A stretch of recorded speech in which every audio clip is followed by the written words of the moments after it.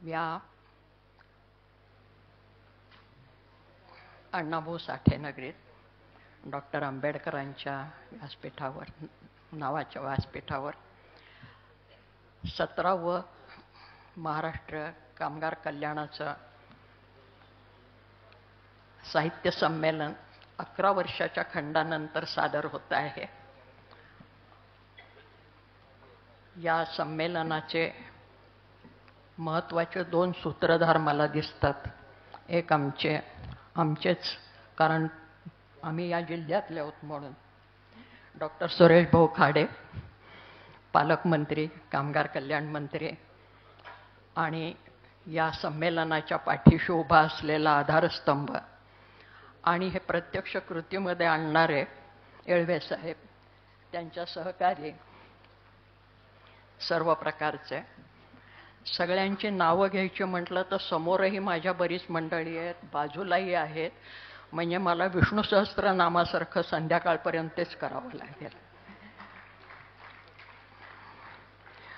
म्हणून मी असं म्हणेन की आपण संमेलनाचे उद्घाटक महत्त्वाचे आमचे राजाभाऊ दीक्षित, आमचे प्राचीन मित्र आहेत ते, म्हणजे ते विद्यार्थी असल्यापासून त्याच्या वडिलांच्यापासूनचे, म्हणजे आमची खानदानी मैत्री असं म्हणूयात. घरगुती खानदानी मैत्री आणि वैचारिकही, कारण आता ते विश्वकोशामध्ये आहेत आणि भूतकाळात मी कधीतरी होते म्हणून. कामगार विभागाच्या प्रधान सचिव, अतिशय गोड व्यक्तिमत्व असलेल्या विनीता बेतसिंग, कारण ज्या वेळेला अमराठी मातृभाषी मराठी बोलतात तेव्हा ती फार गोड असते, त्याचा प्रत्यंतर आपल्याला आलं. रविराज येळवेंनी तर मला पहिल्या फोनमध्येच जिंकून घेतलेलं होतं आणि त्यांचं अत्यंत परम अगत्यशील बोलणं आणि वागणं प्रत्यक्ष आल्यानंतरचं यांनी मला या संमेलनाला येणं भाग पडलं. वास्तविक या कामगार संमेलनामध्ये मला अध्यक्ष म्हणून का बोलवलं हे मला खरंच कळत नाही. कदाचित बाईच्या जातीत जन्माला आल्यामुळे कामाशिवाय पर्याय नाही असंच जगत असल्यामुळे असेल. कारण या सगळ्या पूर्वसुरींच्या यादीमध्ये एक माझी मैत्रीण रूपा सोडली तर दुसरं कोणी नाही आहे अध्यक्ष म्हणून आलेलं. मगाशी आमच्या खाडेसाहेबांनी सांगितलं कामवाली बाई नसली तर घरामध्ये काय हल्लकल्लोळ होतो.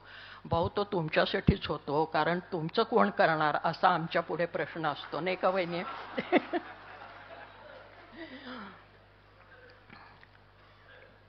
इथे मी बोलायचं मान्य का केलं तर आपल्या साहित्य संमेलनाचे एक पूर्वीचे अध्यक्ष आणि आमचे परममित्र, माझे ज्येष्ठ मित्र मधु मंगेश कर्णिकांनी म्हटलेलं होतं की कामगार असो किंवा कोणी असो, याला पहिली भूक भाकरीची असते आणि दुसरी भूक जी असते ती फुलबागेची असते. म्हणून आम्हाला फुलं भेट दिली जातात. तेव्हा भाकरी आणि फूल हे दोन्ही एकत्र आल्याशिवाय माणसाचं जगणं पूर्ण होत नाही. फूल याचा अर्थ त्याची कलात्मकता, त्याची संवेदनशीलता, त्याची जीवनाबद्दलची आस्था. आणि म्हणून भाकरी आणि फूल.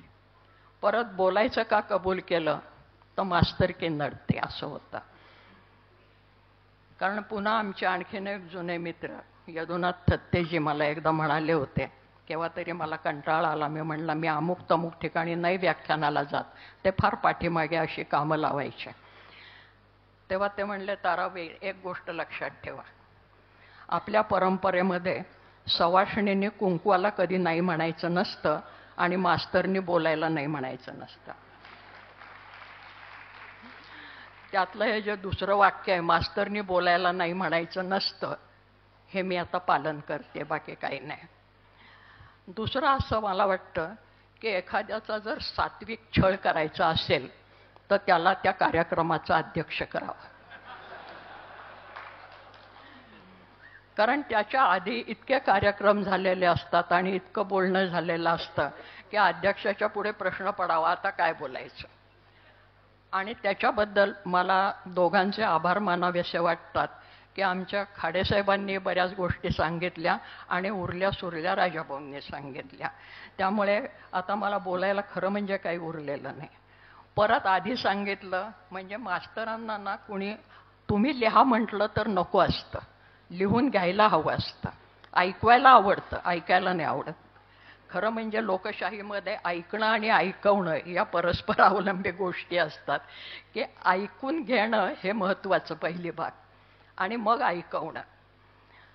तर आम्हाला भाषण लिहायला लावलं उरलं सुरलं ते. त्याचा परिणाम असा झाला की लिखित भाषण आता आपल्यासमोर येतं आहे आणि त्याच्यामध्ये नजर टाकलीत तर तुमच्या असं लक्षात येईल की यातल्या बऱ्याच गोष्टी आधीच या लोकांनी सांगितल्या, म्हणजे या बाईंनी कॉपी केली सगळी. आता कॉपी मी नाही केली, ही संबंध जो प्रवाह आहे कामगार साहित्याचा, कामगार कल्याणाचा आणि एकूण कामगार चळवळींचा, हा असा आहे की तो तुमच्या माझ्या जगण्याशी अतिशय बांधलेला आणि घट्ट असा आहे. आणि म्हणून या संदर्भामध्ये बोलत असताना काही गोष्टींची पुनरुक्ती होण्याची शक्यता आहे, पण ती मी टाळते आहे शक्यतो. हे व्याख्यान तुम्ही नंतर जर तुमच्यामध्ये त्राण राहिलं तर वाचा, कारण कार्यक्रम पत्रिकेमध्ये जे वेळा दिलेल्या आहेत त्या वेळेनुसार आता माझं भाषण संपूनही 15 मिनिटं झाली बहुधा, आणि आत्ता मी या ठिकाणी उभी राहते आहे. तर या संमेलनाचा आता विषयाला सुरुवातच करायची झाली तर आत्तापर्यंत आपल्याला अनेकांनी सांगितलंय की साहित्याबद्दलच मी फक्त बोलणार आहे. राजाभाऊंनी चळवळीबद्दल बऱ्याच गोष्टी सांगितलेल्या आहेत, त्या शक्यतो मी टाळणार आहे कारण त्या माझ्या याच्यात नव्हत्याच. साहित्य मग ते कुठलं का असेना, तो निर्माण करणारा माणूस असतो, त्याचा आस्वाद घेणारा माणूस असतो, त्याचा टिकवणारा माणूस असतो आणि संपवणाराही माणूसच असतो. म्हणजे माणसाला नको असेल ते माणूस संपवतो, माणसाला हवं असेल ते तो टिकवतो. लोकसंस्कृतीचा अभ्यास करत असताना मला हे फार जाणवलेलं आहे की आदिम काळापासून आत्तापर्यंत अनेक गोष्टी होत्या आणि मध्येच नाहीशा झाल्या. मध्येच माणूस आपल्याला पाहिजे तशा त्या बदलूनही घेतो. मग तर कधी सत्ताधारी बदलतात, कधी संपत्तीधारी बदलतात, कधी सोयीस्कर रीतीने बदलतात. हे असं सगळं होत असतं.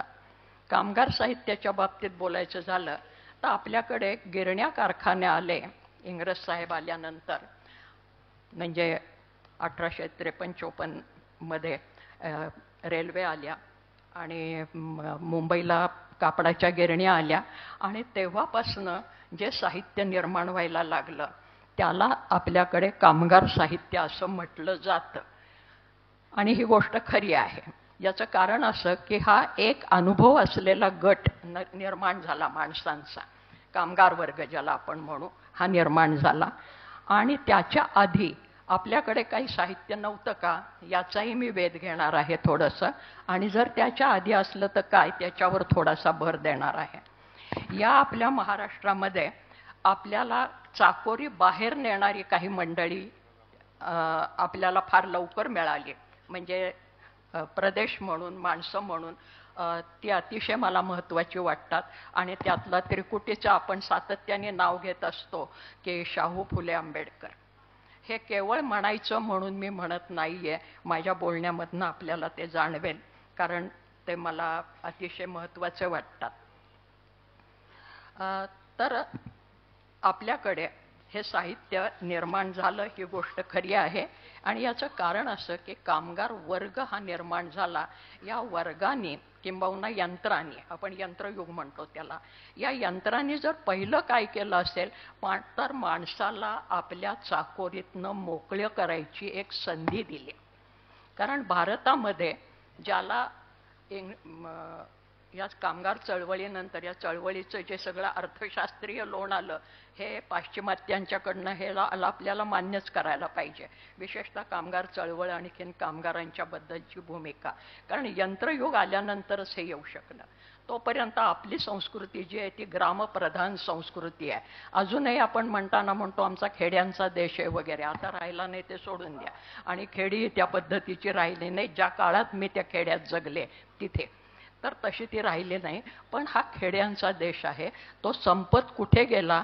कामगार आला, गिरण्या कारखाने आल्या आणि आमच्याकडे महानगरी संस्कृती निर्माण झाली. आणि ती संस्कृती निर्माण करणारा हा कामगार आला. आणि म्हणून मग सुर्व्यांच्याबद्दल पुन्हा, सुर्वे हे परत माझे फार परममित्र असे ज्येष्ठ स्नेही होते. कवी वगैरे ते होते आपल्याला माहिती आहे. परंतु माझी सुरुवातीची पुस्तकं जर सुर्वे खनपटी बसले नसते तर कदाचित माझ्या हातनं झाले नसते. विशेषतः लोकसाहित्यातील स्त्रीप्रतिमा. कारण मी काहीतरी 1975 साली ते स्त्रीमुक्ती वर्ष वगैरे भानगडी आपल्याकडे आल्या, तेव्हाही टीका आपल्याकडे अशी झाली की हे पाश्चिमात्यांच्याकडनं आलेलं आहे, आमच्याकडे स्त्रियांच्या बाबतीत असं काही नाही आहे, आमच्याकडे हे सगळं पाश्चिमात्यांचं लोण आलं आहे त्यामुळे आमची संस्कृती बिघडली, अमुक झालं तमुक झालं वगैरे. आता गंमत अशी आहे आपल्याकडे पाश्चिमात्यांच्यावर हे लोटून देण्याची प्रथा की बऱ्याच गोष्टी आम्ही पाश्चिमात्यांच्याच घेतो आणि त्यांच्यामुळे आम्ही बिघडलो असं म्हणतो. मी गमतीने असं म्हणते की आपले पोशाख जर आपण तपासून बघितले आणि विशेषतः आमच्या बंधुवर्गांनी, तर त्यांच्या कोणाच्या अंगावर आता देशी पोशाख दिसतात. शब्दसुद्धा. आता माझी कामवाली आली की मी तिला सांगते, अगं स्वयंपाकघरातला त्या आधी बघ. थांबा मॅडम, किचनमधलं बघते. हे स्वातंत्र्य मिळाल्यानंतर 75 वर्षांनंतरची गोष्ट झाली भाषिक बाबतीमध्ये. तर आमच्या अंगावरचे कपडे, त्याची भाषा. मग मी गमतीने म्हणते की आम्ही इंग्रजांच्याकडनं बटन घेतलं, म्हणजे इंग्रजी भाषेमधनं, पोर्चुगीजमधनं काज घेतलं आणि आमची लाज राखली. कारण काज बटनवाले कपडे जे आहेत ते सगळे कपडे जे आमचा पुरुष वर्ग वापरतोय प्रामुख्याने, तो त्यावेळेला नव्हताच कुठला. तेव्हा बऱ्याच गोष्टी, आमचं स्वयंपाकघरं बघा ना, कुणाची स्वयंपाकघरं आता जुन्या पद्धतीची राहिलेली आहेत. त्यामुळे इंग्रज आल्यानंतर आम्ही बऱ्याच गोष्टी आमच्याकडे आल्या, त्याचं आपण स्वागत करायला पाहिजे आणि केलंच. म्हणजे आमच्याकडे पहिल्यांदा आगगाडी आली त्यावेळेला आमच्या ग्रामीण भागातला माणूस म्हणायला लागला, बघा साहेबाचं पोर कसं नकली बिन बैलाची गाडी कशी ढकली. ते आमची लोकसंस्कृतीने निर्माण केलेलं साहेबाच्या आगमनानंतरचं जे परिवर्तन झालेलं आहे त्या परिवर्तनाच्या खुणा अशा आमच्या मौखिक साहित्यामध्ये सुद्धा त्या काळामध्ये निर्माण होत गेल्या. हेही आपण कुठेतरी शोधायला पाहिजे. त्यामुळे गिरण्या कारखाने आल्यानंतर आमच्याकडे जे साहित्य निर्माण झालं आणि म्हणून सुर्वे म्हणाले की कामगार आहे मी तळपती तलवार आहे, सारस्वतांनो थोडा गुन्हा करणार आहे. आणि हा गुन्हा कुठला? तर आजपर्यंत आमच्या हातात कोणी लेखणी दिली नव्हती. मी आता लेखणी घेऊन लिहिणार आहे आणि मला जे काय म्हणायचे ते मी मांडणार आहे. परत दर खेपेला आपण म्हणतो की वंचितांचं दुःख, वंचितांचं दुःख. वंचितांचं फक्त दुःखच नसतो हो, सगळ्याच भावना असतात. आनंद असतो, राग असतो, क्रोध असतो, प्रेम असतं. आणि कामगारांच्या या सगळ्या साहित्यामध्ये, अगदी सुर्व्यांच्या साहित्यामध्ये सुद्धा आपल्याला या सर्व भावना दिसतात. कारण आपण माणूस आहोत आणि माणूस म्हणून जगत असताना आपण असा घट्ट एक जिन्सी गोळा करून जगू शकत नाही. आपल्या जगण्याला असे अनेक पैलू असतात आणि त्या पैलूंच्या सकट आपण जगत असतो. आणि म्हणून कामगारांचा भविष्य काय आहे हे जाणणारे नारायण मेघाजी लोखंडे यांचं कार्य महत्त्वाचं आहे, हे आमच्या राजाभाऊंनी आधी सांगितलेलंच आहे. आणि या गिरणी कारखान्यामुळे काय झालं तर नवभान निर्माण असलेला एक वर्ग जन्माला आला. वर्ग होताच जो ग्रामीण भागामध्ये होता, आपलं काहीतरी उद्योग करून राहत होता. काही शेतीवाडी असेल, सुतारकाम, लोहारकाम, चांभारकाम, शिंपेकाम करत राहत असेल, ज्याला आपण 18 पगड जाती म्हणतो आणि व्यवसाय म्हणतो त्या. परंतु त्यांना जर गावामध्ये पोट भरायची पुरेशी साधनं उपलब्ध नसतील आणि विशेषतः कोकणासारख्या भागामध्ये, तर त्यांना हे गावाच्या बाहेर जर आम्ही गेलो तर पोट भरायचं साधन पहिल्यांदा कुणी दिलं तर गिरण्या कारखान्या आल्या आणि मोठ्या प्रमाणामध्ये त्या ठिकाणी पोटापाण्याची सोय झाली. स्त्रियांच्या चळवळीबद्दल बोलत असताना सुद्धा माझी मैत्रीण जी मला घेऊन आली आहे तिने मला एकदा असंच आम्ही बोलत होतो आणि तिने प्रश्न विचारला की त्या बायकांना जर एवढा त्रास होत होता परंपरेमध्ये तर त्यांनी कधी बंड का नाही केलं. म्हणलं बंड करून काय करणार होत्या, कुठे जाणार होत्या. दलितांनी आधी बंड का नाही केलं. वरची यंत्रणाच इतकी जबरदस्त आणि मगरमिठीची होती की बंड करून ते कुठे जाणार होते. ज्या वेळेला गिरण्या कारखान्यामध्ये आम्हाला काम मिळायला लागलं त्यावेळेस आम्हाला एक ताकद मिळाली, एक अस्मिता मिळाली की मी गावाची कूस सोडली तर मला कुठेतरी काहीतरी पोटापाण्याची सोय आहे. इंग्रज आल्यानंतर शाळा कॉलेजं सुरू झाली, हॉस्पिटल्स निघाली, तेव्हा बायकांची सोय झाली की तिथे दाई म्हणून तरी नोकरी लागेल. 6वी 7वी झाल्यानंतर प्राथमिक शाळेत मास्तरीण म्हणून का होईना नोकरी लागेल आणि म्हणून बायका बाहेर पडल्या. म्हणून बायकांनाही बाहेर पडायला अवसर यंत्रयुगाने दिला. पिचलेले जे लोक होते, दलित असतील, उपेक्षित असतील, श्रमकरी असतील, स्त्रिया असतील, पुरुष असतील, त्यांना मुंबईने स्कोप दिला, वातावरण निर्माण करून दिला. माझं लहानपण बरंचसं मुंबईमध्ये गेलं, अनेक ठिकाणी गेलं, तसं मुंबईतही काही काळ गेलं. आणि त्यावेळेला संप आणि मोर्चे जॉर्ज फर्नांडिस त्यावेळेला होते, हे कायम चाललेले असायचे आणि आम्ही त्या खांडके बिल्डिंगमध्येच राहत होतो दादरला. त्यामुळे हा सगळा परिसर अतिशय महत्त्वाचा परिसर त्या काळामध्ये होता. त्याच काळामध्ये आणखीन दलित चळवळीतनं आलेले कवी म्हणजे आपण शाहीर अण्णाभाऊ साठ्यांचं तर ऋणी आहोतच सगळे. शाहीर अमर शेख होते, वामनदादा कर्डक होते. यांची कलापथकं आणि कलापथकामधनं निर्माण झालेली त्यांची गाणी ही कामगार चळवळीच्या पाठीमागची फार मोठी प्रेरणा होती.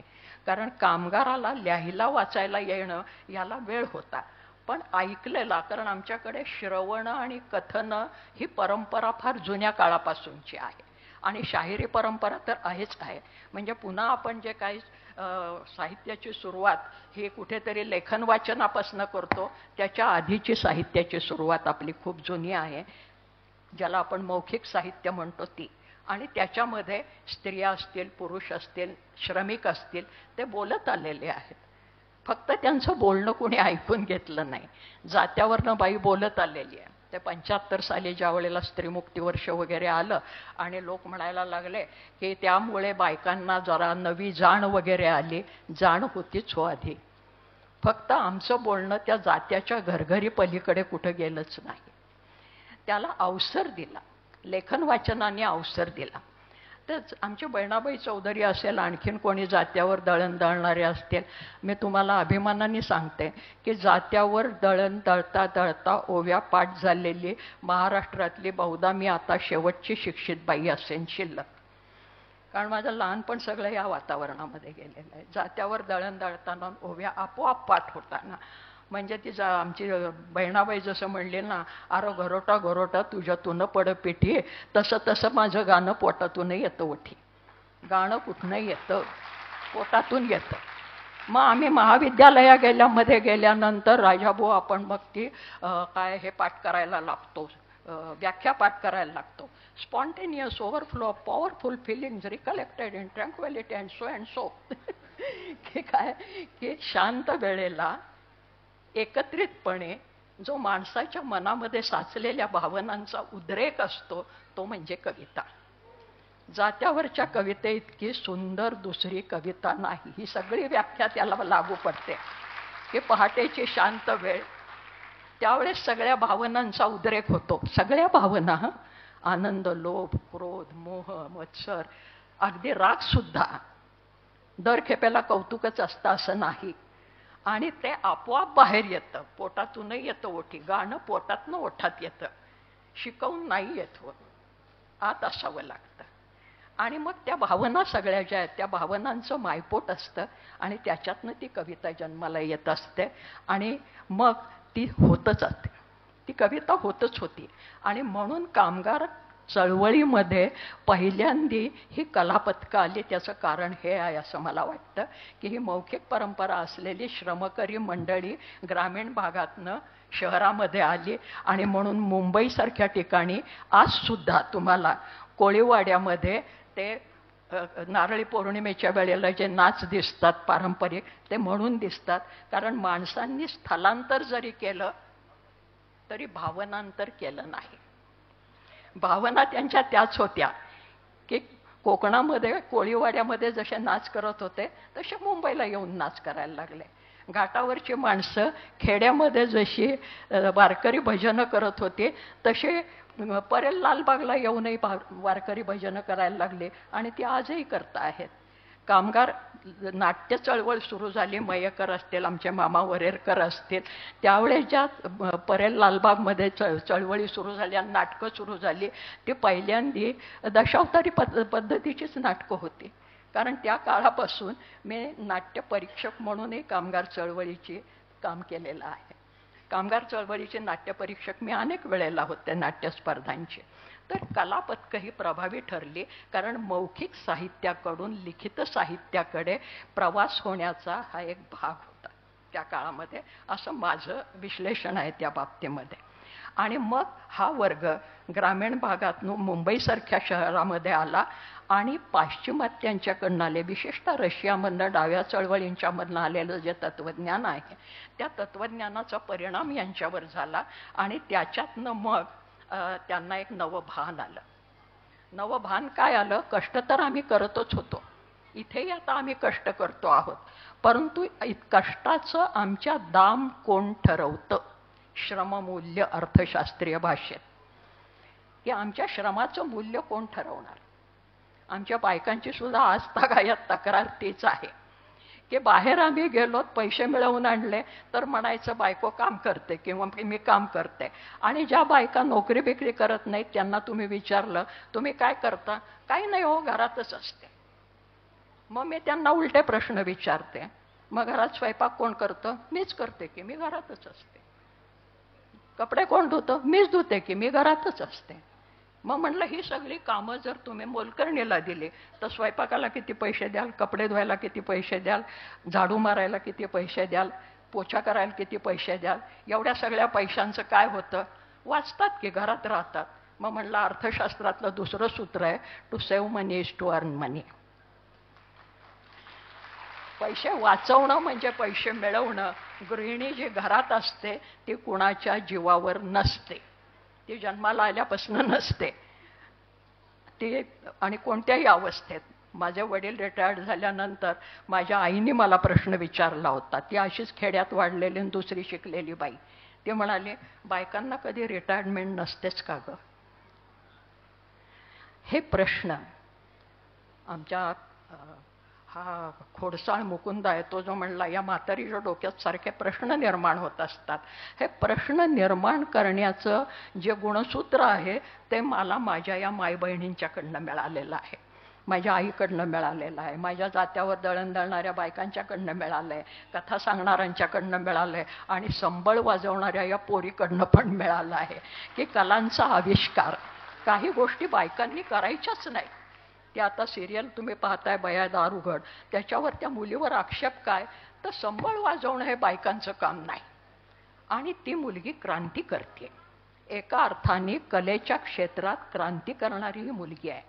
क्रांती कामगारांच्याच क्षेत्रामध्ये होतं असं नाही, प्रत्येक क्षेत्रामध्ये ही क्रांती होत असते आणि क्रांती झाल्याशिवाय प्रगती होत नाही. आणि म्हणून कामगारांच्या चळवळीनंतर जर काय झालं असेल तर प्रगतीकडे जाण्याच्या काही वाटा मोकळ्या झाल्या. म्हणून भाकरी तर आम्हाला पाहिजेच, पण त्या भाकरीबरोबर आणखीही काहीतरी पाहिजे. आणि ते नुसतं आम्ही गाणी गाऊन आणि हे करून चालणार नाही, आम्हाला प्रतिष्ठा पाहिजे. कामगार चळवळीने कामगारांना, श्रमकर्त्यांना अस्मिता आणि प्रतिष्ठा या दोन गोष्टींचं भान आणून दिलं. आणि कुठल्याही चळवळी हे भान आणून देतात. जसं स्त्रीवादी चळवळींनी स्त्रियांना भान आणून दिलं की आम्हाला रिटायरमेंट नाहीच का? आई काय माझी चळवळीत नव्हती, पण त्यांना हे प्रश्न निर्माण होत होते की इथल्या व्यवस्थेने आम्हाला कशात तरी बांधून ठेवलंय. आमच्याकडे जेव्हा लोक म्हणतात की हे पाश्चिमात्यांनी आमच्या बायकांच्या डोक्यात खूळ भरवलंय, अहो आमच्या बायका काय बोलत होत्या ते तुम्ही कधी ऐकलंच नाही. त्या आमचे सगळे लोकसाहित्याचे पुरुष संशोधक गळे काढतात. आम्ही आईच्या मांडीवर बसून तिच्या गोड ओव्या वगैरे ऐकत होतो. कशाला ऐकत होते? उगीच थापा मारतात हो. कारण हे डाराडूर झोपलेले असायचे. माझं लहानपण सगळं त्याच्यात गेलंय. मी 10-12 वर्षाची मुलगी, मला आई उठवायची कमरेत लाथ घालून, दळायला चल म्हणून. आई, मावशी, काकी, मामी कोण असतील त्यांच्याबरोबर. आणि पोरं आमची सगळी ढाराडूर झोपलेले असायचे, आमचे भाऊ, मामा, काका वगैरे सगळेजण. ओव्या ऐकत असतील, नाही असं नाही. नंतरच्या काळात आमच्या सोपानदेवराव चौधरींनी लिहून बिहून घेतल्या त्या. आत्र्यांनी त्यांचं कौतुक केलं, हे बावन कशी सोनं आहे. पण आई ज्या वेळेला ओव्या म्हणत होती त्यावेळेला तुम्ही काय करत होता? ती ज्या वेळेला दळण दळत होती त्यावेळेला तुम्ही काय करत होता? असे प्रश्न त्यांना माझ्यासारखे खट्याळबाई सोडून कोणी विचारत नाही. तर ही जी माझ्या श्रमाचं मूल्य मी ठरवणार, ही जी काही अस्मिता आहे, ही अस्मिता कामगार चळवळींनी दिली. आमच्याकडे भारतीय व्यवस्थेमध्ये एक मजेशीर असं कडबोळ झालं की पाश्चिमात्यांच्याकडनं आम्हाला अर्थशास्त्रामधली ही वर्ग संकल्पना आली. पण आमच्याकडे वर्णव्यवस्था प्राचीन काळापासून आहे. आणि वर्णव्यवस्था आणि वर्गव्यवस्था या परस्पर व्यापृत आहेत, एकमेकात गुंतलेल्या आहेत. कारण शहरामध्ये ज्याला आपण 4थ्या श्रेणीचा कामगार म्हणतो, तो 4थ्या श्रेणीचा जो वर्णव्यवस्थेतला माणूस आहे तो 4थ्या श्रेणीचं काम गावामध्ये करत होता. म्हणजे स्वच्छता करणं, झाडू मारणं वगैरे वगैरे. आणि आजतागायत त्याच्यात फार फरक पडलेला नाही. अगदी दिल्लीला, आणखीन मुंबईला सुद्धा स्वच्छता कामगारांच्या जर समस्या तुम्ही पाहिल्यात तर कुठल्या स्तरातले लोक स्वच्छता कामगार आहेत हो, तुम्ही वर्णाच्या आणि जातीच्या भाषेत जर बोलायला लागलात तर. तेव्हा वर्णव्यवस्था आणि वर्गव्यवस्था या एकमेकामध्ये गुंतलेल्या आमच्याकडे प्राचीन काळापासून राहिलेल्या आहेत. मात्र अर्थप्राप्तीचे नवे मार्ग सापडले. आणखीन एक महत्त्वाची गोष्ट आली म्हणजे लोकशाही आणि बाबासाहेब आंबेडकरांनी लिहिलेली आमची घटना. त्याच्यामुळे सगळी माणसं समान स्तरावर आम्ही आहोत आणि आमच्या श्रमाचं मूल्य आम्ही ठरवू एवढा निदान आत्मविश्वास तरी आला. पूर्णपणे ते ठरवू शकत नाहीयेत आज सुद्धा, हे आपल्याला माहिती आहे. परंतु हा एक आत्मविश्वास दिला आणि एक अर्थप्राप्तीचा नवा मार्ग दिला. त्याचा परिणाम काय झाला की शहरात आल्यानंतर ज्याला रूढार्थाने शिक्षित म्हणू, कारण आमच्याकडे लिहायला वाचायला आलं तरच शिक्षित, नाही तर नाही. जसं पहिली शाळा निघाली आणि मग बायका शिकायला लागल्या तोपर्यंत अडाणी होत्या, हे वाक्य तर मला प्रचंड संताप आणतं. याचं कारण असं की आमच्याकडे संत कवयित्री सगळे आहेत, लोककवयित्री आहेत निरनिराळ्या प्रकारच्या, लोककवी आहेत, म्हणजे याच्यात कामं करणारी आहेत. आमच्या लोकसाहित्यातलाच एक अभ्यासक, आता मला नाव नाही आठवत आहे, लावणी जी आहे ती लावणी ही कोकणातल्या भाताच्या पिकाच्या लावणीतनं आलेली आहे. नंतर त्याची शृंगाराशी सांगड घातली गेली आणि पेशवाईमध्ये ती उदयाला आली. पण ही लावणी अनेक विषयांची वरची आहे हो. आमच्या इथे सांगलीला शाहीर बापूराव विभूते होते आणि शाहीर दीक्षित होते. त्यांनी पंढरपूरच्या विठ्ठलावरची भक्तिपर लावणी काय सुंदर लिहिलेली आहे. आणि ते शाहीर सादरही फार छान करायचे. भक्ती संगीत विद्यापीठामध्ये आम्ही ती सादर केलेली होती. ती वेटेवरी ठेवून करकटी पंढरीचा साठी आला जग जेठी. तर अशा शृंगाराच्या लावण्यास नव्हे, भक्तिपर लावण्या आहेत, सवती मत्सराच्या लावण्या आहेत, पिकं लावताना म्हणायच्या गाण्यांच्या लावण्या आहेत, करुण लावण्या आहेत. तसंच पोवाडे म्हटलं की आम्हाला फक्त वीरश्रीयुक्त पोवाडे, पण त्या पोवाड्यांच्या मध्ये सुद्धा करुण पोवाडेही आहेत. आमच्या पठ्ठेबापूराव आणि या सगळ्या मालिकेतल्या लोकांनी दुष्काळावरचे पोवाडे लिहिलेले आहेत आणि त्या दुष्काळावरच्या पोवाड्यांना संबंध ऐतिहासिक पृष्ठभूमी आहे. अनेक ठिकाणी मी याबद्दल लिहिले, तो मुद्दा सोडून द्या. तर सांगायचं तात्पर्य की आमच्या ग्रामव्यवस्थेमधला 4था वर्ण आणि शहरातला 4थ्या वर्गातला कामगार यांच्यामध्ये एक नातं जे अजूनही पूर्णपणे संपुष्टात आलेलं नाही. मात्र लोकशाहीमुळे आणि बाबासाहेब आंबेडकरांच्या या घटनेमुळे आम्हाला सर्वांना रूढार्थाने शिक्षणाची संधी मिळाली, म्हणजे शाळा, कॉलेज वगैरे, आणि त्याच्यातनं बदल झाले ते आपण मान्यच करायला पाहिजेत. पण सुरुवातीला आमच्या संबंध लोकशाहीरांचे किंवा संतांचे जे छंद आहेत ते लोकपरंपरेतनं आलेले छंद आहेत. म्हणजे त्याच्यात त्या छंदांच्या मध्ये ओवी आहे, अभंग आहे, भारूड, लावणी, पोवाडा. आमच्या संगीत आमचा संबंध हा जो भाग आहे दक्षिण महाराष्ट्राचा आणि विशेषतः सांगलीचा, हा संगीत नाटकासाठी प्रसिद्ध आहे. संगीत नाटकासाठी जे संगीत नाटककार होते, आणखीन जे त्यांना चाली देणारे होते, त्यांनी ह्या चाली लावणीच्या कुठनं घेतल्या? त्या सगळ्या आमच्या गायिका ज्या होत्या परंपरेमधल्या, त्या गायिकांच्या कोठ्यावर जाऊन त्यांच्या चाली घेतल्या आणि मग आमच्या नाट्यसंगीतामधल्या चाली रंगलेल्या आहेत. आमच्या या सगळ्या नाटककार मंडळींना माहिती आहे. तेव्हा शाहिरांनी जे छंद वापरले आणि संतांनी जे छंद वापरले, ते सगळे लोकपरंपरेतनं आलेले छंद आहेत. साहित्य म्हणलं की फक्त तेवढंच नाही, आमची संबंध व्यवस्था कशी आली तर आमचे उखाणे, म्हणी, वाक्प्रचार, शब्द, ओव्या आणि शिव्याही. लोकसांस्कृतिक अभ्यास करायचा झाला तर शिव्यांचा अभ्यास ही एक फार चांगला विषय आहे. जर कुणाला कामगार चळवळीतल्या माणसांना करायचा असला तर मी अजूनही गाईड करेन. आमच्या भाषाशास्त्राचे एक फार मोठे अभ्यासक होते अशोक केळकर, पुण्याचे डेक्कन कॉलेजमधले. तर त्यांनी एक प्रयत्न केला होता, त्याला त्यांनी नाव दिलं अपशब्दांचा कोश. मी म्हणलं सर तुम्ही सरळ शिव्यांचा कोश का नाही म्हणत? त्याला संस्कृत प्रचूर नाव दिलं म्हणून शिवीची ओवी होते का? ते म्हणाले तू अतिशय खडूसबाई आहेस. तर असले आमचे हे सगळे संवाद असलेले आमचे शिक्षक सुद्धा आम्हाला मिळाले. आत्ता मला सरांनी हळूच विचारलं तुमचे PhDचे गाईड कोण होते हो? म्हणलं आमच्या नाशिकचे बाळासाहेब दातार, कुसुमाग्रज यांचे मित्र. आणि आमच्या बैठकीमध्ये सर असे नामांकित लोक यायचे की काही विचारताच सोय नाही. गंमत म्हणून सांगते की जे याच्यात मी लिहिलेलं नाही ते सांगायला पाहिजे. आता तर तात्या म्हणजे आमचे कुसुमाग्रज यांच्या बैठकीमध्ये अगदी नामांकित विद्वान कवी वगैरे याच्यापासून पोस्टमन, रिक्षावाला, टॅक्सीवाला असे सगळे लोक असायचे. आणि मी गेले की त्यांच्याकडे आमच्या एक 2-4 बैठकी व्हायच्याच. तर एकदा मी गेले, तिथे एक पोस्टमन येऊन बसलेला होता. तात्या आमचे फार मिस्किल होते. मी मुद्दाम शिव्यामधलं कवित्व सांगते हां.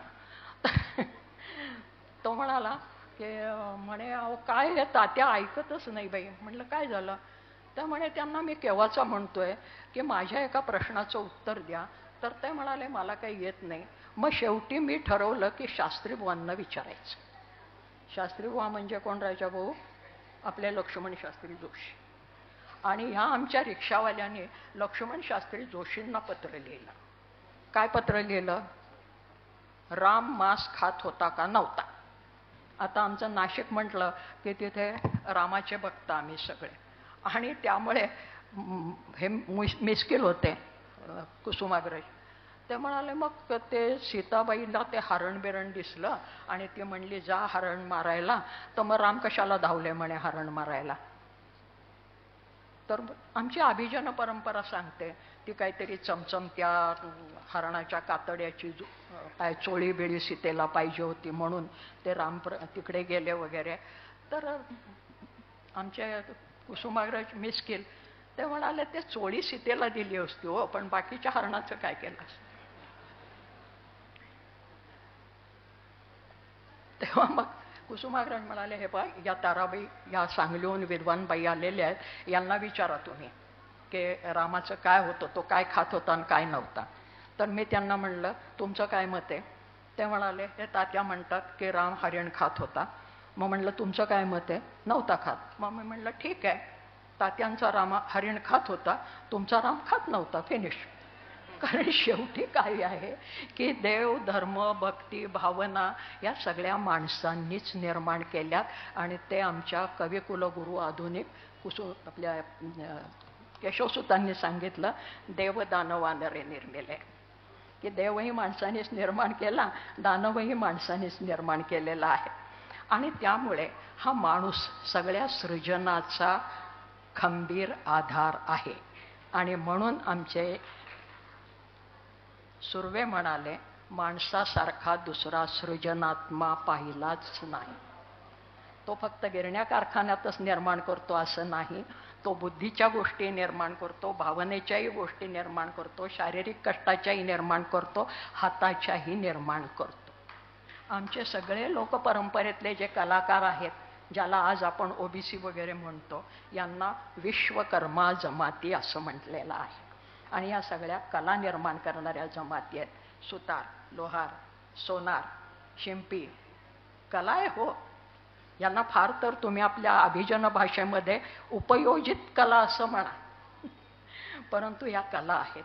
आणि कला निर्माण करणारा असा हा सगळा श्रमकरी वर्ग आहे. फक्त त्याची कदर कोणी केली नव्हती, ती या चळवळीनंतर करायला सुरुवात झाली. आणि मग उच्चस्तरीयांच्या झगमगाटामध्ये ज्यांचे आवाज दबले होते त्यांना जर मुखर कोणी केलं असेल तर मुंबईच्या गिरीण चळवळीनंतर ते मुखर झाले. आणि मग त्याच्यात ते बोलायला लागले. त्या सगळ्या आमच्या परंपरेमध्ये आणखीन एक मुद्दा सांगायचा आहे की जे नवीन कामगार लोक लिहिणार असतील, संशोधन करणार असतील, तर पुराणांचा आपण वारंवार वापर करतो. ही गोष्ट पुराणात अशी तशी वगैरे, जाती पुराणांचा फारसा विचार केला नाही. आत्ता विश्वकर्मा जमाती सांगताना मला जाणवलं ते की या प्रत्येक जातींची त्यांच्या बोलीभाषेतली पुराणं आहेत, तिकडे आम्ही लक्षच दिलेलं नाही आहे. तिथे कुणीतरी लक्ष द्यायला पाहिजे. राजाभाऊ ढाले फक्त मला एकदा म्हणाले होते, एक पुराण घेऊन आले आणि त्याच्यावर त्यांनी थोडं काम केलं होतं. तर कामगार चळवळींच्या नंतर निरनिराळ्या कामगार ज्या पद्धतीचं काम करतायत त्यांची पाळंमुळं जर आपल्याला शोधायची असतील तर कशी शोधायची.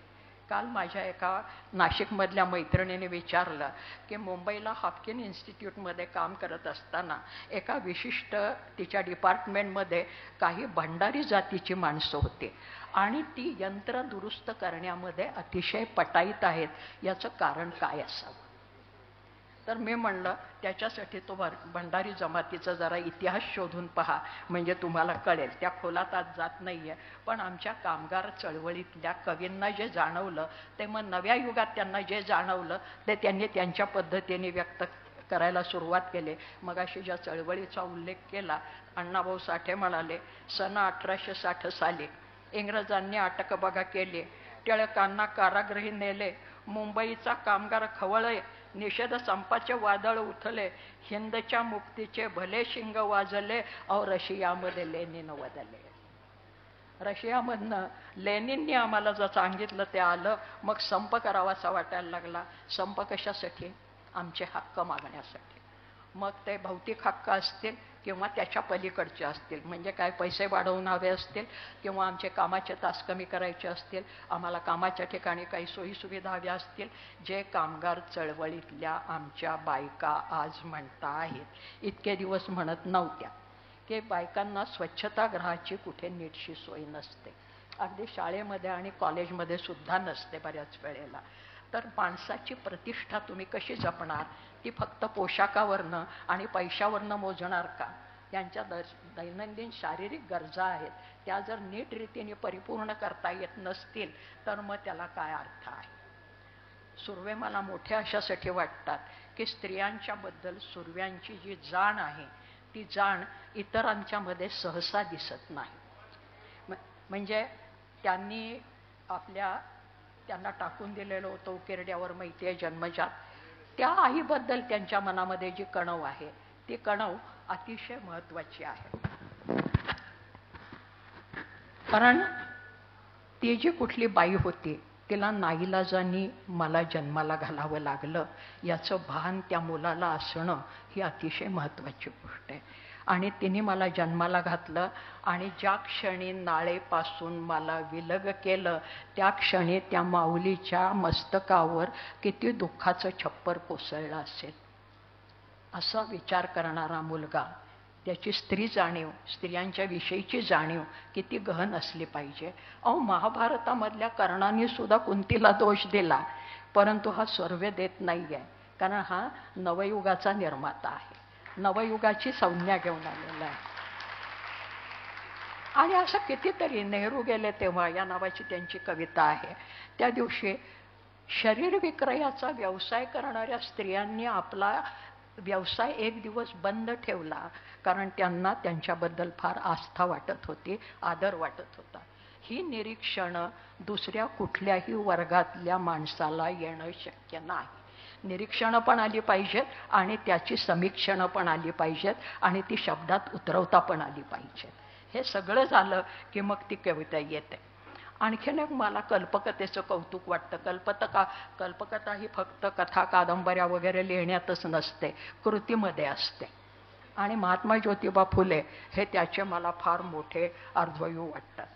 अहो, पुण्यासारख्या ठिकाणी, ते पुणे हे काय प्रकरण आहे हे मला विचारा तुम्ही, कारण माझं जाणतं वय त्या पुण्यातल्या सर शनिवार, सदाशिव आणि नारायणपेठ, आणि मी वाढत्या वयाची 70 वर्षापूर्वीची मुलगी, म्हणजे माझं काय केलं असेल त्यांनी तिथे.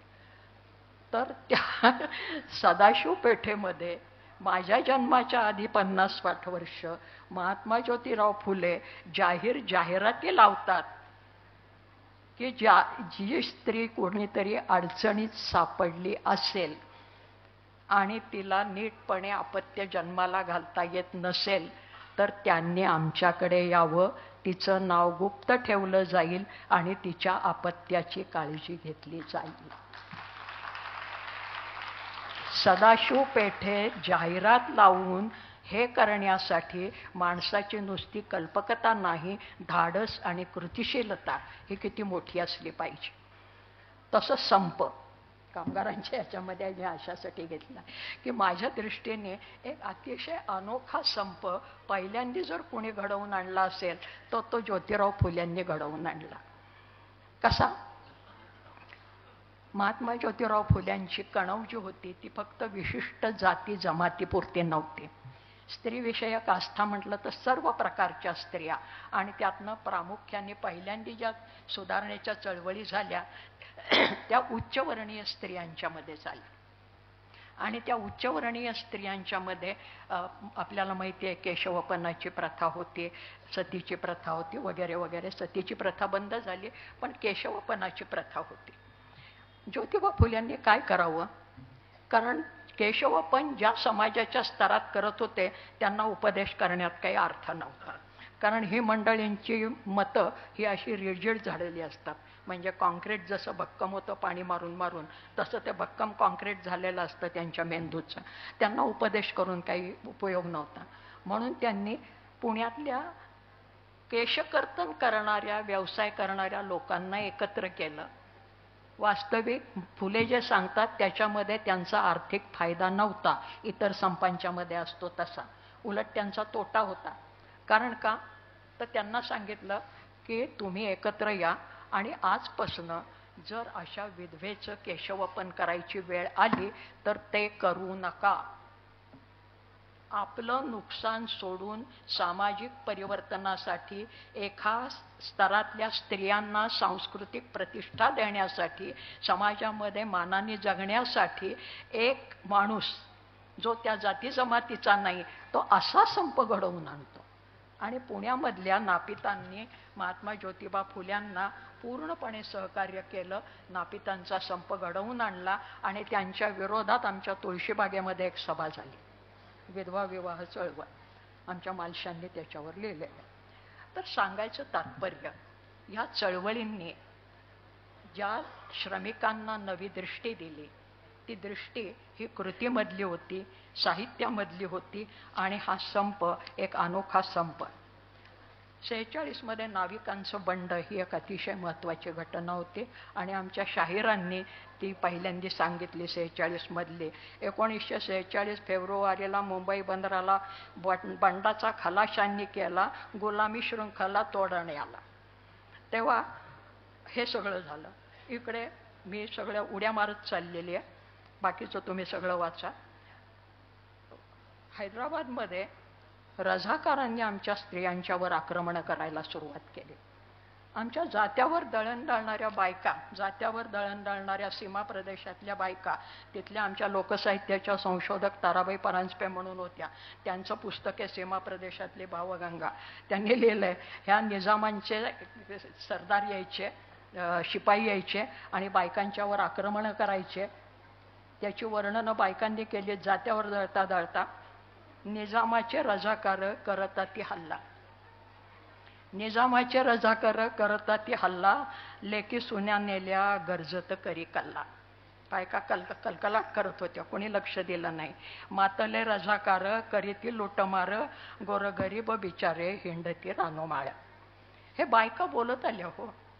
बायकांना कळत नव्हतं असं नाही, फक्त कामगार चळवळीच्या भाषेत बोलायचं झालं तर हे असंघटितांचे उद्गार होते, संघटितांचे नव्हते.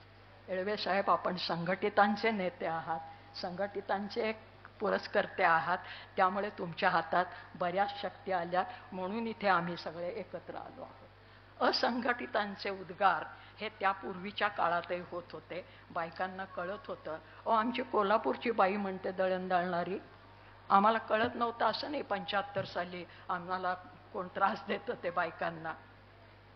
कडू विंद्रावन डोंगरी त्याचा रावा, विंद्रावन नावाचं कडू फळ असते डोंगरात.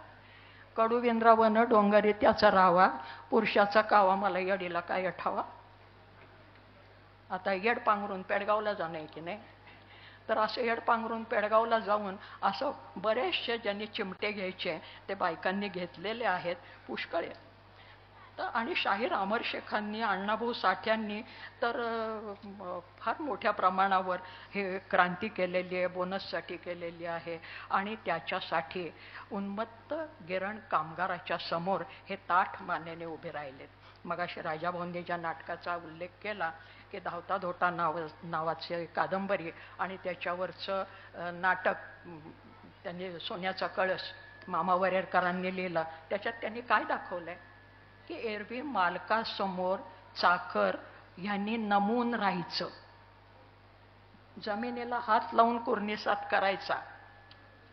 या नाटकामधला कामगार पुढारी जो कामगार मालकाशी बोलणी करायला येतो तो त्याच्यासमोर ताठ उभा राहतो आणि त्याच्या समोर ठेवलेल्या कोचावर बसतो.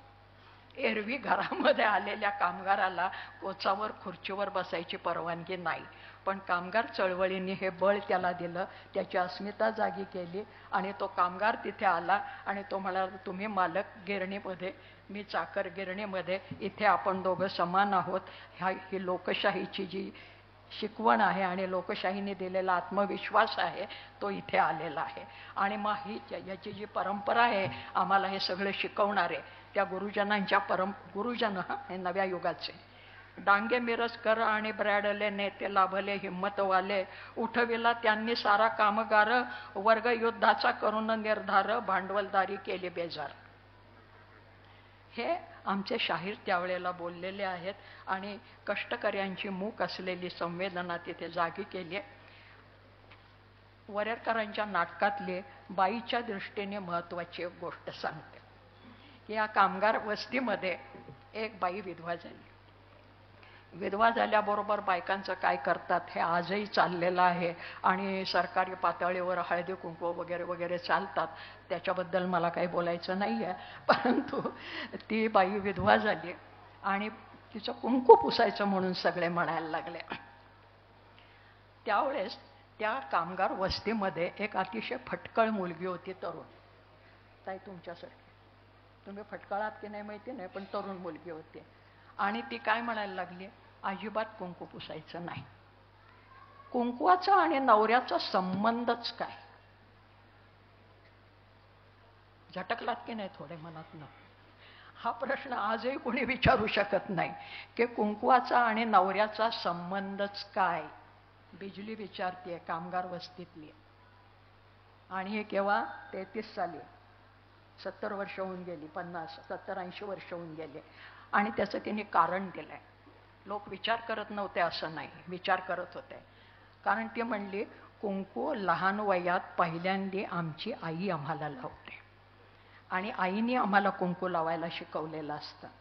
त्यामुळे कुंकू हा आमचा मायवारसा आहे, मातृवारसा आहे, ही आमची मातृपरंपरा आहे.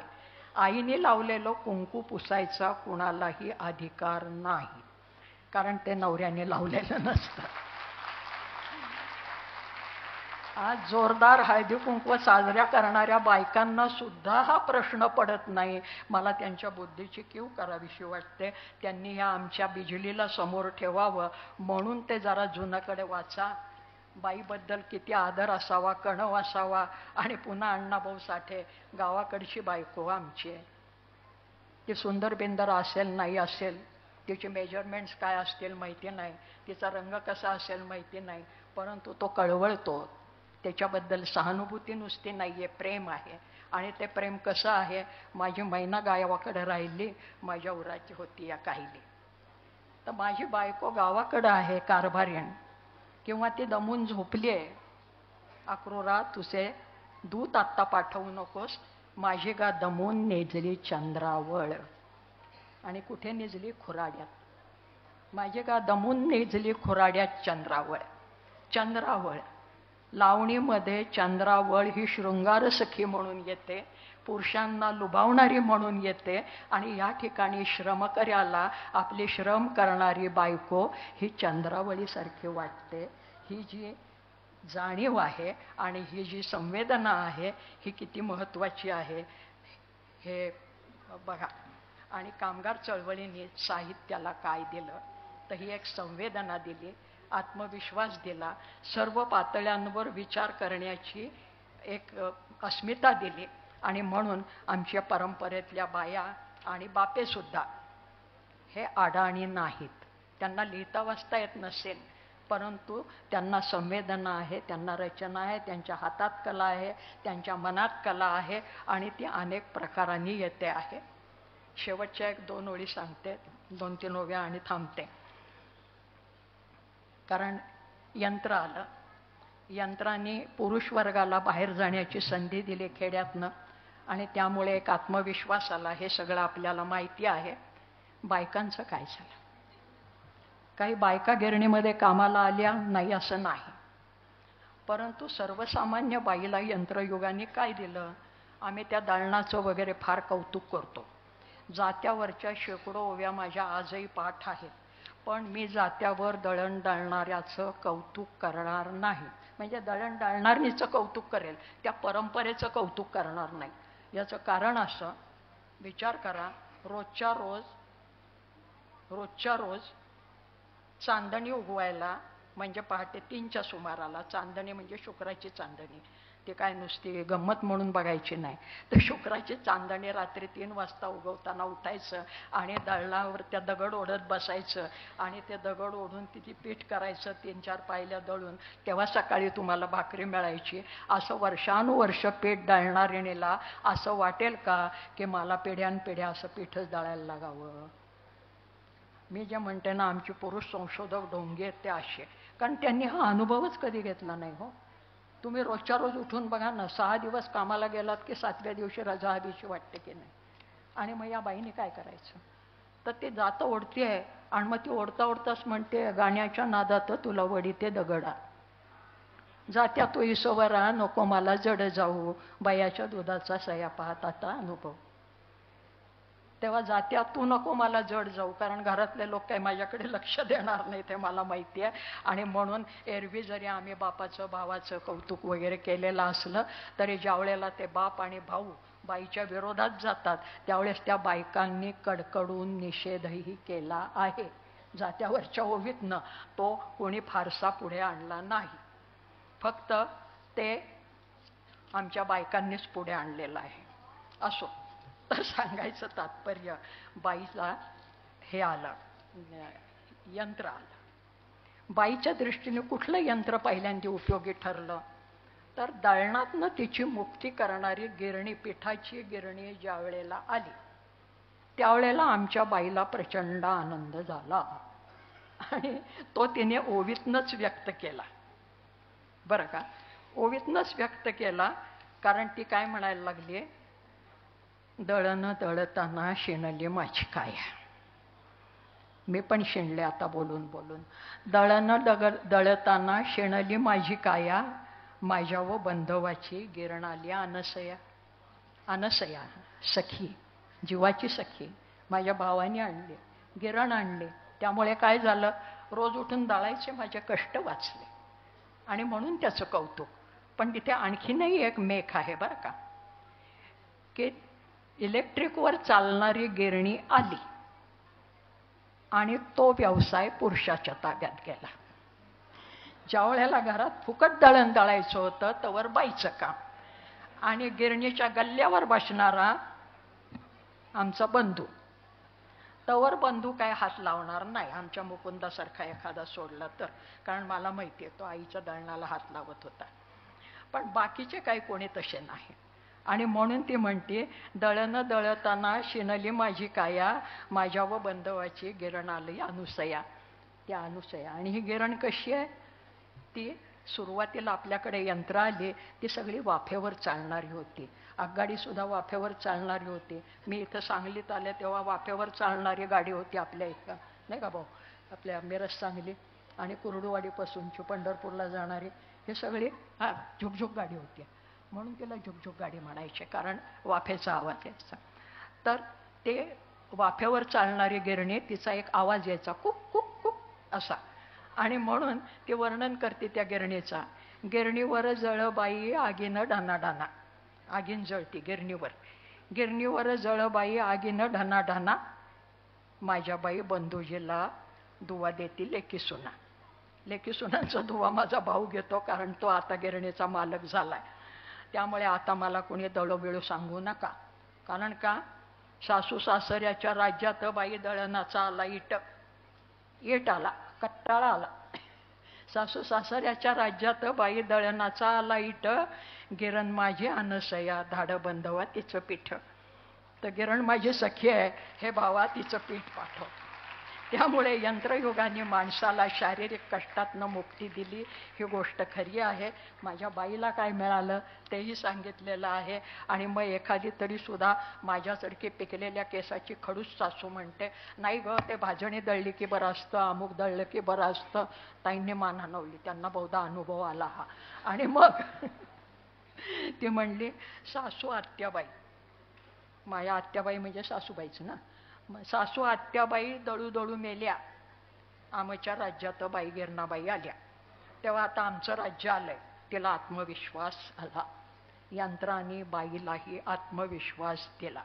आणि म्हणून त्या दळणाचं सुद्धा तिने खूप हे केलं, निषेध केलेला आहे जात्यावर दळण्याचा, आणि यंत्राचं तिने स्वागत केलेलं आहे, असं आपल्याला अनेक ठिकाणी दिसतं. हे मी दळणं हे आपलं प्रतीक म्हणून घेतलंय. आणि म्हणून ती सासू जर जास्त त्रास द्यायला लागली तर तिला इतका आत्मविश्वास आला, जळू सासूबाई जळू तुमचं जातं, दळ म्हणायला तुमचं काय जातं. तेव्हा आता माझ्या हातात गिरणी आल्या, यंत्र आल्यामुळे एक आत्मविश्वास आला, एक शक्ती वाढल्यासारखं झालं. याच्यानंतरचा व्याख्यानाचा माझा भाग आहे तो भविष्यवेधी आहे, परंतु तो आता मी इथे सांगणार नाही. एकच सांगते फक्त त्याचं सूत्र, की यंत्रयुगाचा जर अतिरेक झाला, म्हणजे आता यंत्रयुगातनं आपण तंत्रयुगामध्ये जातोय, आणि तंत्रज्ञानाचा अतिरेक झाला तर एक धोका जगाच्या पाठीवरचे सगळे समाजवैज्ञानिक सांगता आहेत, तो असा की मग कामगारांची संख्या कमी होत जाईल. कोरोनानंतर आपण त्याचा अनुभव घेतोय, युद्धानंतर अनुभव येतात, एखादी नैसर्गिक आपत्ती आली की अनुभव घेतात, माणसांची कामं कमी होतात. जरी कितीही आपण काम देणारे व्हा, काम करणारे होऊ नका असं म्हटलं तरी काम देणाऱ्यासाठी खरेदी करणाराही कोणीतरी असावा लागतो. मी एक संदर्भ दिलेला आहे, मिळाली तर ती कादंबरी वाचा. 1950 मधली एक फॅन्टसी आहे, कृष्णचंद्र या नावाच्या हिंदी लेखकाची, उलटा वृक्ष नावाची. आणि त्याच्यामध्ये त्यांनी या फॅन्टसीमध्ये अजून 50-100 वर्षानंतरचा काळ रंगवलेला आहे की तांत्रिकता, यांत्रिकता नाही, तांत्रिकता झाली तर माणसाला बटणं दाबण्याच्या पलीकडे कामच राहणार नाही. आणि एका अतिशय श्रीमंत उद्योगपतीने अशा प्रकारे आपल्या मुलासाठी सोयी निर्माण करून दिल्या. परिणाम असा झाला की ज्या बोटांनी बटन दाबायचं तेवढं एकच बोट त्या मुलाला शिल्लक राहिलं, बाकीची बोटं काढून टाकली, कारण ज्याची गरज नाही ते ठेवायचं कशा. परिणाम असा झाला की काम करणाऱ्या माणसांची कामं यंत्र करायला लागले. कित्येक माणसांनी आत्महत्या केल्या, कित्येकांना मारून टाकावं लागलं. त्या फॅन्टसीमध्ये वर्णन केलेलं सांगते. आणि मग तो एकटा मुलगा शिल्लक राहिला, नैसर्गिक आपत्ती आली, त्या आपत्तीमध्ये ते घर फुटलं, यंत्र सगळी बंद पडली. एखाद वेळेस तुर्कीसारखा भूकंपही झाला असेल माहीत नाही, एखाद वेळेस हिमप्रपात झाला असेल माहीत नाही, एखाद वेळेस अतिवृष्टी झाली असेल माहीत नाही, एखाद वेळेस अनावृष्टी झाली असेल माहीत नाही, काहीही होऊ शकतं. आणि सगळी यंत्र नाहीशी झाली तर मग पुन्हा माणसाला शारीरिक श्रमाला पर्याय नाही. तुमचे हात चालले राहिले पाहिजेत, तुमच्या यंत्रणा चालू राहिल्या पाहिजेत. आणि मग एक श्रमिक मुलगा येतो आणि तो श्रमिक मुलगा या कारखानदाराच्या मुलाला सांगतो, उठ झाडावर चढ. तो म्हणतो, माझी बोटं नाहीत, पकड कशी धरू. चढ चढ, तसाच चढ. तो प्रयत्न करतो आणि करता करता मध्येच ओरडतो, अरे माझ्या हाताला बोटाचे अंकुर फुटायला लागले. शेवटी या प्राकृतिक, मी प्राकृतिक म्हणते, पर्यावरणीय वगैरे शब्द मला आवडत नाहीत, कारण ते रखरखीत आहेत, कृत्रिम आहेत. कारण तो भाषांतरित शब्द आहे. प्रकृती, या प्रकृतीने जे दिलेलं आहे ती प्रकृती आपण घट्ट धरून ठेवणं, त्या प्रकृतीचं रक्षण करत करत यंत्र वापरणं, हेच आपल्याला शेवटी माणूस म्हणून टिकवणारा आहे. माणसासाठी जर हे सगळं असेल आणि जर माणूसच संपला तर त्याचा उपयोग काय, असा हा प्रश्न आहे. ती कादंबरी उलटा वृक्ष मिळाली तर जरूर वाचा, किंवा या व्याख्यानामध्ये मी शेवटी लिहिलं आहे. आणि म्हणून परत हरदासाची कथा मूळ पदावर. आमचे सुर्वे जे म्हणाले होते की कामगार आहे मी, तळपते तलवार आहे, आणि मी सृजनात्मा आहे, मी निर्माण करणारा आहे कोणीतरी. आणि म्हणून पुन्हा केशवसूत आठवतात, देवदानवा नरे निर्मिले. मग पुन्हा आमचे कुसुमाग्रज आठवतात की शेवटी जगायचं यंत्रासाठी, यंत्र माणसासाठी का माणूस यंत्रासाठी, असा हा जो प्रश्न पडतो. आणि म्हणून प्रेम आहे संस्कृतीचा सारांश. कुसुमाग्रजांनी म्हटलंय की जोपर्यंत माणसं माणसावर प्रेम करतायत, माणसाची माणसाला गरज आहे आणि ते व्यक्त करतायत, तुम्ही आता कवितेत न व्यक्त करणार आहात, तर प्रेम आहे संस्कृतीचा सारांश. आणि मग आमचा महात्मा गांधी पण आठवतो, कारण तो बिचारा म्हातारा सांगून गेला, अरे माझा यंत्रयुगाला विरोध नाहीये, यंत्रांनी माणसावर स्वार होऊ नये, माणूसाच्या हातामध्ये यंत्र पाहिजे. तेव्हा यंत्र माझ्यासाठी का मी यंत्रासाठी, असे प्रश्न पडण्याची वेळ आपण आपल्यावर आणू नये. याच्यात माणसाचं माणूस पण आहे. आणि म्हणून परत मला बहिणाबाईकडे जावंसं वाटतं. त्याच्या आधी तुमच्या सर्वांच्या वैश्वानराची पोटात भडकलेल्या मी माफी मागते, परंतु त्याची गोडी याच्यानंतरच वाढणार आहे हे मला माहिती आहे. कारण शेवटी आपण माणूस आहोत, संस्कृतीचा सारांश. हे पुन्हा मला जात्यावर दळण दळणारी माझी बहिणाबाई सांगते.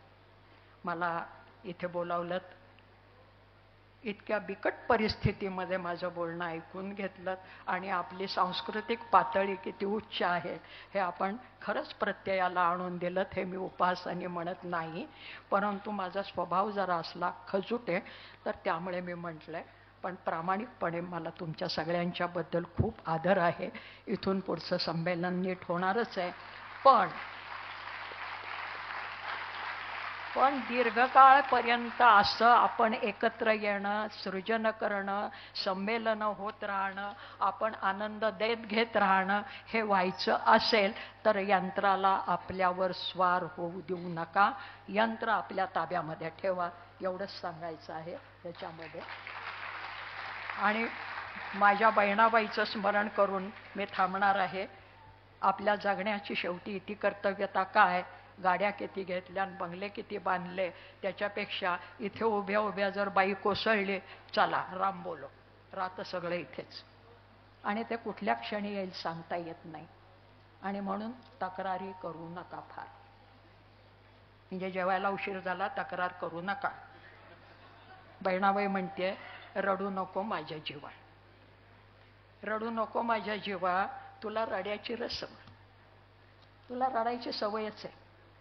का होता रा बाई, ते कामगार कल्याणला गेलात, काय झालं, कसं झालं बाई, काय सांगायचं, आम्हाला भाषणाला फार वेळ झाला आणि मग भूक लागली, असं झालं तसं, रडायलाच सुरुवात. बहिणाबाई म्हणते, रडू नको माझ्या जीवा, तुला रड्याची सवय, रडू हसव रे जरा, त्यात संसाराची चव.